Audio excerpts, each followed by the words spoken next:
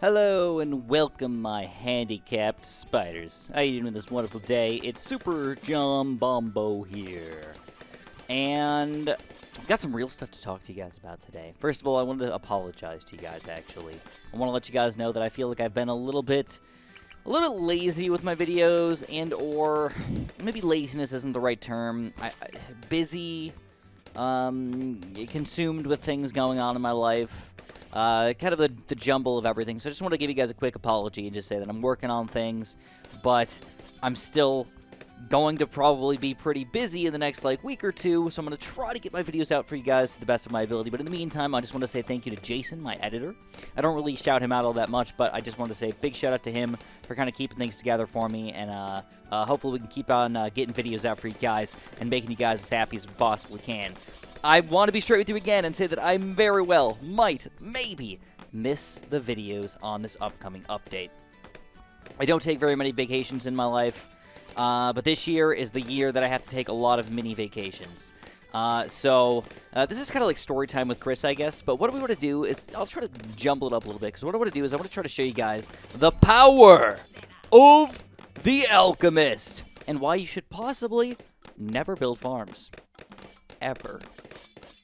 Are farms worthless? Well, in my recent video, I showed you guys how much money you can make with rubber to gold. And it turned out that you can make a lot of money with rubber to gold. Like, a lot of money. Not only do you want to get a lead to gold before round 28 for sure, you want to get a rubber to gold as fast as you possibly can. And as soon as you start getting that, you start to make infinite amounts of money. It actually gets pretty insane how much money you can make with this guy. It's pretty freaking wild. In fact, I think we decided that you can make almost $40,000 to $50,000 just by getting a couple rubber to golds. So what's the point of farms? Is there a point to farms? That's what we're going to try to find out for you guys today. So by using our OP hero here, we are able to get a rubber to gold here by round 27. We're going to put him on last here, and I'm going to leave him on last. I am going to get the larger potions for this guy, and we're going to see how much extra money this is going to help us make. But I'm not going to stop at 1, and I'm not going to stop at 2. I'm going to go up to a lot of rubber to golds. But the weird thing about this situation is that I'm not just going to leave him on last the entire time. I'm going to use a variety of different targeting techniques. So what I wanted to try this time is I want to try putting one on strong, one on last, one on first, one on close, and kind of see if this is going to make us a lot of money and be worthwhile in the long run here. So far, I'm not trying to brag or anything, but I am fairly impressed with how good Soda is doing, just kind of chilling in the backpack here with 2 rubber to golds.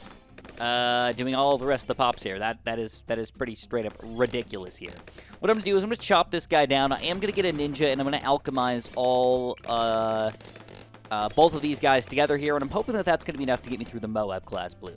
But 2 rubber golds before round 40 already making us a pretty significant amount of money. The sad thing about the rubber golds is, unlike farms and other things, it doesn't tell you exactly how much money you made. It just tells you how much pops you have, which doesn't actually really help us that much. Alright, so here we go. Here's round 40. We're going to jump on this Moab real quick, and I don't want to say we went overkill on it, but we've got way more than good enough of a defense for right now. And it's time. We're going to go for more rubber to golds, baby. So let's throw one right here. We're going to leave him. Let's throw him right here. We're going to leave him on first this time around. Now, you do want to keep in mind that these guys are not exactly cheap. I mean, the sell value is $4,500. That means we're spending easily over $5,000 on a rubber to gold. And when you're not just buying 2 of them, but buying 3 of them or 4 of them or even more than that, it can get pretty wild. Yeah. All right, here's our 4th rubber to gold coming in already on round 45. And another thing that I don't want you guys to forget about is how many pops we're getting out of these rubber to golds.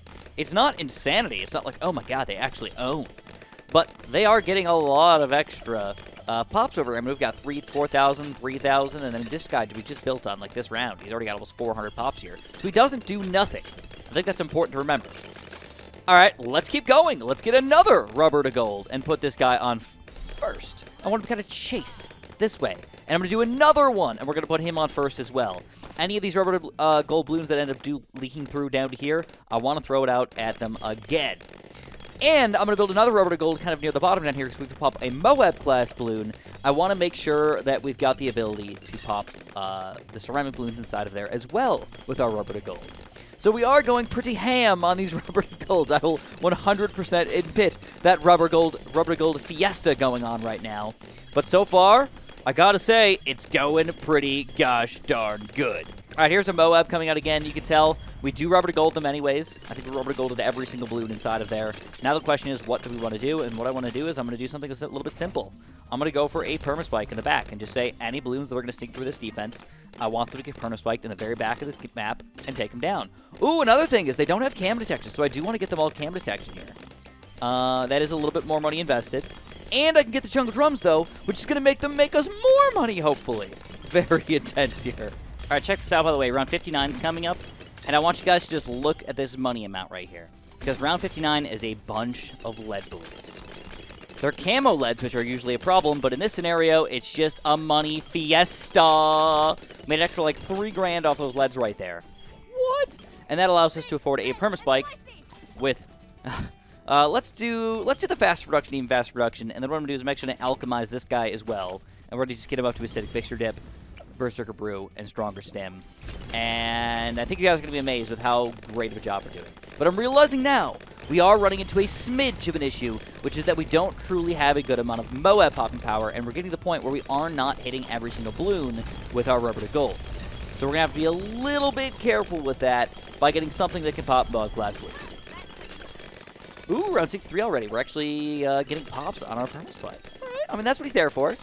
Here to save the day. It's just also kind of interesting to see.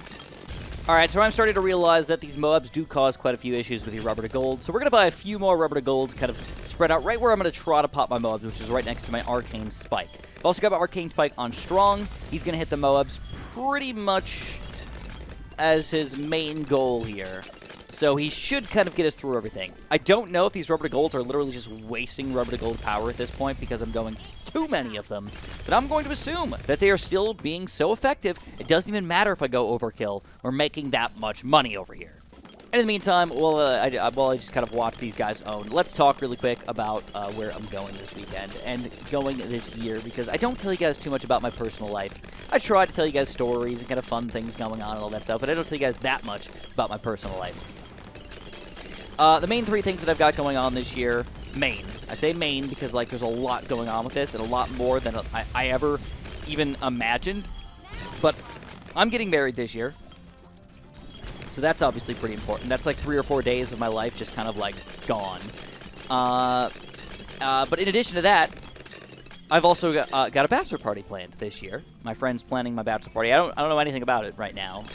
It's going to be very chill, very casual, nothing special or fancy or anything. Just hanging out with my friends, basically. And my friend's getting married, which means that we're also going to his bachelor party. Now, in addition to that, my brother just got married, so I've been really busy with all of that as well, trying to keep everything going on with that.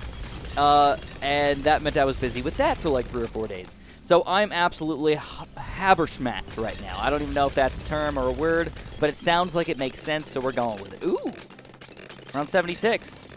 Oh, well, I can't say we almost lost there, but wow, that was interesting. All right, so I'm on with an Archmage. That's probably a little bit overkill at this point. Might even stop me from getting some rubber to gold action on these guys just because we killed them too quickly. I mean, I definitely have to keep that in mind here, but our goal is, again, to pop the strongest balloons, so that should leave the ceramics on the screen for at least a second, at least long enough for us to rubber to gold them, especially when we got so many things in the way over here. Also, Sada basically hasn't been used, like, almost at all this game. I mean, she's got 14,000 pops, but I bet you, like, 80% of those right at the very beginning of the game. Everything else is just sort of, like, chilling. This is not a normal amount of pops for Sada. And the rubber to golds, 10,000, 8,000, 8,000, 8,000. Oh, my God, these guys are not doing bad at all. But the Archmage are very clearly the winner here with 108,000. And we also have this amazing 311 pop spike factory in the back, which is going to let nothing through our defense. So anyways, in addition to that, all of that, my friends are going on, we go on a trip every year. We call it Men vs. Wild. So we're going on our camping trip, or rather our cabin trip this year. And that means I'm going to be gone from Thursday until Sunday. And what that means is I'm assuming that the update's going to come out tomorrow. And I don't know if I'm going to bring all my gear to make videos on my vacation. So I just wanted to warn you guys and let you guys know that I really want to work on this update stuff. And I'm usually really good about this. This year is like the worst year ever. Now, on top of all of that, and I know I've said that like 4 times, I'm also having some minor health issues that I've had to deal with myself. And that really suck. and it makes it hard to make videos consistently and good. So, with all that being said, I hope you guys can mind with me here. But this video is not over yet. So you guys have seen a pretty ridiculous and very, very overkill. And I want to repeat that. I don't think that you should build that many rubber to golds. I think that is 100% overkill, and I think the magic number is probably 3, maybe 4 if you really want to get fancy with it. Rubber to golds. But I want to see, well, what's going to happen if we decide that we want to get banana farms instead? What can we do to make ourselves do better? So the main difference here is going to be the fact that we're going to need more popping power, because our alchemists were doing things. So I can't just go for the exact same defense, because it would probably cause us to lose. In fact, that was already a red balloon sneaking through that did not exist before. So what I'm going to do is I'm going to get rid of kind of the same things that I did before. I'm going to start building my ninja a little earlier this time, and hopefully that'll keep us in the game at this point. Hopefully. I'm also going to need some lead popping power, which I think the very good combo here, believe it or not, is going to be a Red Hot Rings, but with the Glade for Ricochet, I think is going to work really, really well for us. And it might be overdoing it just a little bit here right from the get-go, but now I know I'm probably going to be good until round 40. And that'll allow me to farm quite heavily. And one other thing that I did today was I did build my farmer here, and that's because I'm lazy. Alright, one thing you guys are going to realize about me is that I'm a very lazy boy, okay? It's just the way I am. I don't like picking up bananas. It feels sad. I feel like a whale without a place to live. No cave, no wonderland to lay my no help to lay my head down on. And I don't like feeling like a whale without a cave, you know? I want to feel like a whale with a freaking mansion cave. Freaking huge, dude. Massive big screen TVs and all that stuff. Would you guys imagine if whales had some, like, really cool underwater layers that we just didn't know about because the whales were so secretive and awesome about things? Holy crap, that would be cool. All right, anyways, here we go. We're on round 40 at this point. We're going to go for the Caltrops Ninja combo. I don't have an Alchemist yet, so hopefully this is enough to take all this stuff down. A little bit close, but we do end up taking him down. Let's go for our Alchemist, though, just so we don't have to worry about this stuff for a while. And still, we want to continue to farm. And I guess I just wanted you guys to kind of look at this and just decide for yourselves which strategy looked easier. Was it easier to build banana farms, have to pick up bananas all the time, plan them out, upgrade them slowly over time, or was it easier to just throw down a couple rubber to golds and then just build whatever you wanted whenever you felt like it? That is a great question. This is not, again, a scientific matter that we're talking about. We're not talking about who makes more money faster, at least not in this video. But as far as just ease of use, ease of factoring, what do you guys think? The one difference, I would say, in these two strategies is that farms, you have the ability to sell. I could at any point say, oh, I need $20,000 worth of defense. I'm going to sell all 4 of my banana farms. And boom, I got $20,000. I can build whatever the heck I want. Even now, I can build, almost $35,000 worth of stuff. That's awesome. But that's not always the case. I am noticing how much more of a defense we do need to build, though. I thought it was going to be completely fine, even on round 60 and stuff like that. Surprisingly, just not as easy as I thought. Even with my stronger stemmed trifecta of towers over here, I had to throw down an extra arcane spike. And I think what I'm going to do is, just for good measures here, I'm going to go for a fairly early Archmage. And now I know for the rest of the game I'm set. And that means all of this is extra money.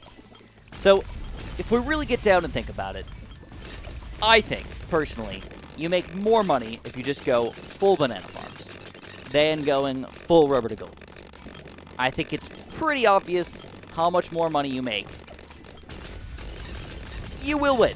Especially because, again, I can sell for $100,000 worth of stuff right now. We never got that close with rubber to golds. It's not going to happen.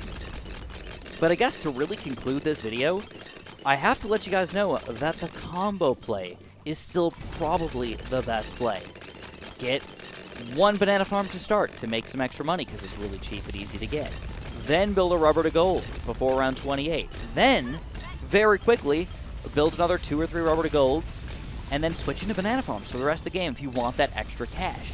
It might be overkill, admittedly, but if you really want the easy route, and this is the way that I think most people should go in most situations, the easiest route, build 1 rubber to gold, and just build things for the rest of the game. It's easy, it's pretty strong, it's good enough, and it'll get you through pretty much every map with ease.